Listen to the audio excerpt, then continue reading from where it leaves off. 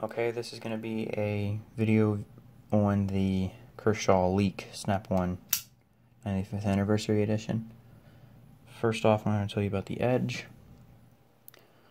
It's my edge I put on all of my knives. It's very sharp. I have a piece of paper here. I'll show you. Very sharp. It might have a slight nick, but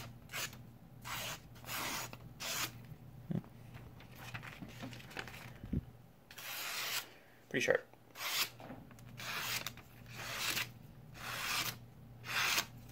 Paper is terrible. Pretty sharp. And there's the edge. It's a little dirty. That's why it's snagging. Yep.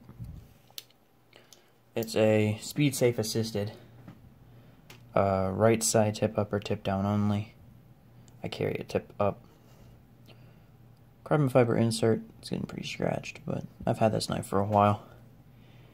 I talked about sharpening in my last video on the Fulcrum 2, so you can look up that. And size comparisons here. I have a Victorinox Tinker, which is about the same size.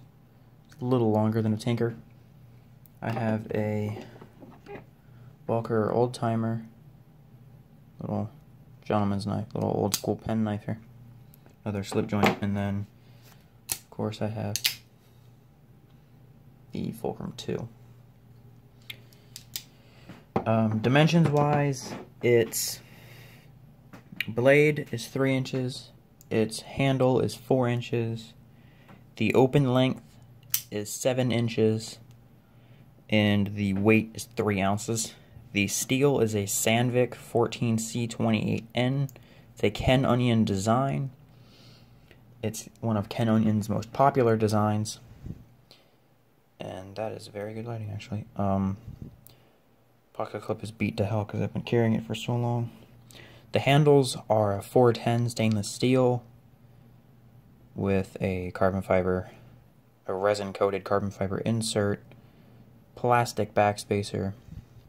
Again, it's their speed safe assisted mechanism. It can either be used with a flipper or thumb stud. I prefer thumb studs, but that's just me. The speed safe is very reliable. It's easy to keep clean. It's 4 screws and the whole knife falls apart essentially. Doesn't have stop pin because the thumb studs are the stop pin. See there, they stop on that little cove right there on the back of the blade, and then on the lock bar. I don't have very many cons with this knife at all, other than the lock, which, if you know what a leek looks like, my lock is missing. That's because it cut itself out. The blade on these is so sharp, and the lock is plastic. So when you close the knife, in the lock, if you forget to push the lock down before you close it, the tip of the knife will cut the lock off and it won't work anymore. So it'll either cut through it or it'll just plain break it off. My only issue with this is the lock. The steel is it's good to go. It holds an edge. It's very easy to sharpen when it does lose an edge. You might have to sharpen it more than something with an S30V, but you might have to sharpen it, like I said, more than something with even a 154 CM would be better. But this is regularly, I think the all black versions are like $65 to $80. This one was a little bit more because it has the snap-on stuff on it and the carbon fiber. But this one I think my dad got on a tool truck, which everything on a tool truck is more expensive, but for about $90, $95. He bought 2 of them. He has one and I have one. Mine's a little bit more used than his. Thoughts, this is a very nice knife.